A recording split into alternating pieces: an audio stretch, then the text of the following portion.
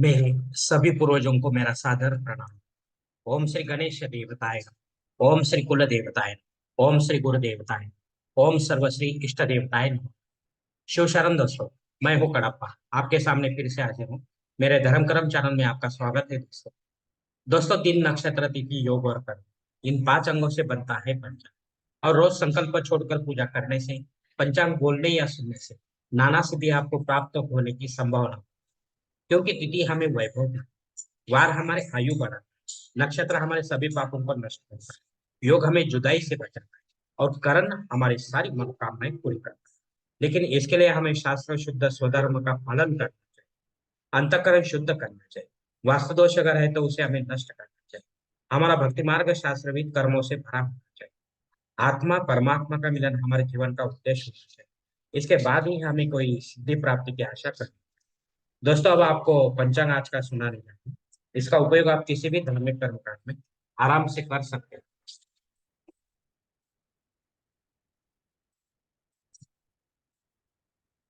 दोस्तों, आज तारीख 27 मार्च 2024, शालिवान शक 1945, संवत्सर शोभन, आयन उत्तर, ऋतु शिशिर, मास फागुन, पक्ष कृष्ण, तिथि दोस्तों आज की द्वितीया तिथि है। शाम 5 बजकर 7 मिनट के बाद तृतीया तिथि शुरू।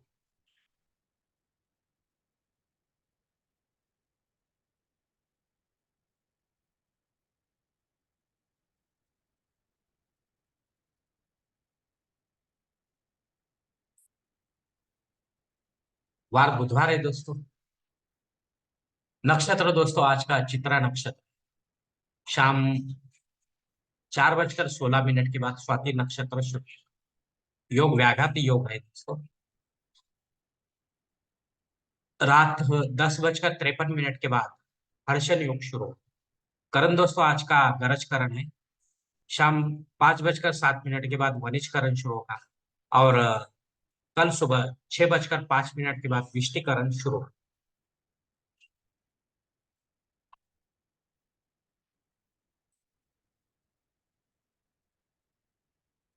प्रमुख ग्रहों की राशि स्थिति सुबह 5:30 बजे कुछ इस तरह होगी दोस्तों। सूरज जो है वो मीन राशि में होगा, चांद तुला राशि में, गुरु मेष राशि में और शनिदेव अपने कुंभ राशि में होंगे। बम्बई क्षेत्र में सूरज का आगमन और निगमन कुछ इस तरह होगा दोस्तों। आगमन जो है सुबह 6 बजकर 38 मिनट पर होगा, और निगमन जो है शाम 6 बजकर 50 मिनट पर होगा। दोस्तों, इसी पंचांग के आधार पर अब हम आज की पूजा के लिए संकल्प छोड़ना चाहते हैं। तब आप आपके दाहिने हाथ के हथेली पर थोड़ा सा जल, थोड़े अक्षत, एक फूल या फूल की पंखुड़ी ले, और यह संकल्प बोलना शुरू कर। हर ओम शिव शिव शंभुराज, प्रवर्तमान सत्य ब्रह्मणो द्वितीय परा, श्वेत वराह वैवस्वत मन, कलियुगे प्रथम पादे, जम्बूद्वीपे भरतवर्षे, भरतखंडे मेरो दक्षिण दिग्भागे, महाराष्ट्र देश, व्यावहारिक चांद्रवाड़, शालिवान शक 1945, प्रभवादि षष्ठी संवत्सरों, शोभन नाम संवत्सरे, उत्तरायणे, शिशिर ऋतु, फागुन मासे, कृष्ण पक्षे, बुधवार वासे, चित्रा नक्षत्रे, व्याघात योगे, गरज करणे, द्वितीय शुभ तिथो, वीर गोत्र में उत्पन्न मैं कड़प्पा, मोह पात दुरित क्षय द्वारा श्री पार्वती पति परमेश्वर प्रत्यर्थ, विधि विधान से पंचोपचार नित्य देव पूजा एवं इष्टलिंग पूजा करें।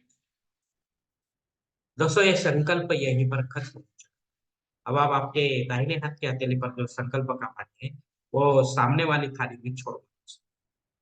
दोस्तों, इस संकल्प की काल मर्यादा जो है दोपहर 4 बजकर 16 मिनट तक है। इस समय के बाद अगर आपको संकल्प छोड़ना है किसी भी धार्मिक विधि के लिए, तो कृपा करके आप ऊपर के बदले हुए पंचांग का सहारा लें और नया संकल्प तैयार करें। उस संकल्प में आप जो करने जा रहे हैं धार्मिक विधि, उसका उल्लेख अवश्य करें। तब जाकर आपकी धार्मिक सेवा जो है वो संबंधित देवताओं तक पहुंचेगी, और उनका आशीर्वाद आप तक पहुंच जाएगा दोस्तों। आपका जीवन और भी सुखमय बन जाएगा। दोस्तों, मुहूर्त विभाग में अब हम देखेंगे, इसमें धार्मिक विधि और मुहूर्त काल उनके कुछ इस प्रकार दिए गए हैं। सगाई के लिए मुहूर्त दिया गया है तारीख 27, 30 अप्रैल, तारीख 1, 3 और 5। गोद भराई के लिए मुहूर्त दिया गया नहीं है इस मास में अभी दोस्तों, कृष्ण पक्ष में। नामकरण करने के लिए मुहूर्त दिया गया है तारीख 27, 30 अप्रैल तारीख 5। मुंडन करने के लिए मुहूर्त दिया गया है तारीख 27 अप्रैल तारीख 5। गृह प्रवेश करने के लिए मुहूर्त दिया गया है तारीख 27, 30 अप्रैल तारीख 1, 5 और 6। मुहूर्त के दूसरे भाग में देखेंगे। जनेऊ संस्कार के लिए मुहूर्त दिया गया है तारीख 27। शादी ब्याह के लिए मुहूर्त दिया गया है तारीख 27, 30 अप्रैल तारीख 1, 3, 4 और 5। वास्तु शांति के लिए मुहूर्त दिया गया है तारीख 27, 30 अप्रैल तारीख 1, 5 और 6। भूमि पूजन तथा पाया भरण के लिए मुहूर्त दिया गया नहीं है दोस्तों।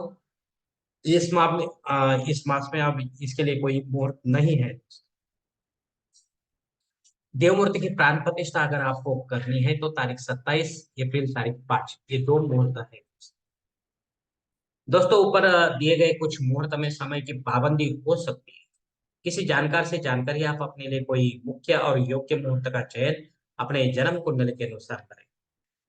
और जब आपके लिए कोई मुहूर्त नहीं रहेगा तो अपने फायदे के लिए पंडित के माध्यम से जबरन कोई नया मुहूर्त निर्माण ना करें, या गौण या आपातकाल के संकट काल के मुहूर्तों का भी चयन आप ना करें, तभी आप सही मुहूर्त का आनंद उठा पाओगे दोस्तों।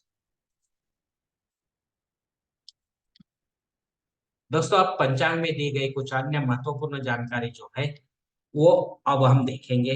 पंचांग शुद्धि दोस्तों शुभ दिन है, कोई प्रॉब्लम नहीं। दिन विशेष दोस्तों, महाराष्ट्र के संत तुकाराम महाराज, इनका बीच दिन है। इनका जीवन चरित्र पढ़कर इनका जो आदर्श है, इनके जीवन के आदर्श उद्देश्य जो है वो अगर हम हमारे जीवन में लाते हैं तो काम बन जाएगा दोस्तों। अन्यथा खाली बीच कहकर हम उनको श्रद्धांजलि बोलकर कोई फायदा नहीं। बड़े बड़े कार्यक्रम करके कोई फायदा नहीं। तो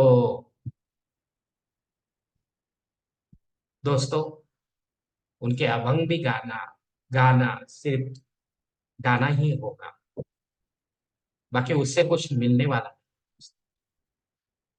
उन्होंने क्या सीख दी है ये बहुत इम्पोर्टेंट, और वो सीख अगर हम अपने जीवन में लाते हैं, उतारते हैं, तो ही हमारा जीवन एक भक्ति मार्ग में संत तुकाराम महाराज के मार्ग पर चलता जाएगा दोस्तों। और जो उन्होंने जैसे भगवान विष्णु को प्राप्त किया दोस्तों, विठल के रूप में, पंडरी के विठल के रूप में, शायद हो सकता है हमारा भी अंत वैसा हो दोस्तों। शाम 5:07 के बाद दग्ध योग है, यह अशुभ योग है दोस्तों। इस काल में जो भी बालक पैदा होता है उसकी शांति 12वें दिन कर, क्योंकि ये नया पंचांग में दिया नहीं जाता, उसी पंचांग में दिया जाता है योग। बाद में इसे हम भूल जाते हैं, और घर पर करना है पंडित के माध्यम से दोस्तों, ये ख्याल रखें। कल सुबह 6:05 के बाद भद्रा योग शुरू होगा, जो दिन भर रहेगा। तो इसमें भी आपको कोई शुभ कार्य नहीं करना।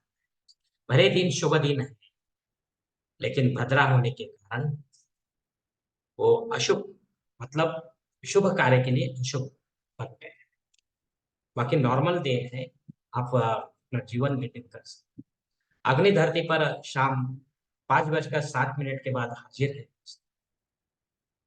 इसके बाद ही आप नया कर्मकांड करना चाहते हो तो कर सकते हैं, लेकिन आगे चलकर वो कहीं बंद ना हो जाए इसका भी ध्यान आपको दे, नहीं तो आपको लेने के देने पड़ सकते हैं। चालू बन ऐसा नहीं हो सकता, एक बार चालू किया तो चालू। इसके लिए आपको चालू करने से पहले 10 बार सोचना। कोई भी कदम आप उठाते हैं धर्म में तो सोच समझ कर उठाना चाहिए।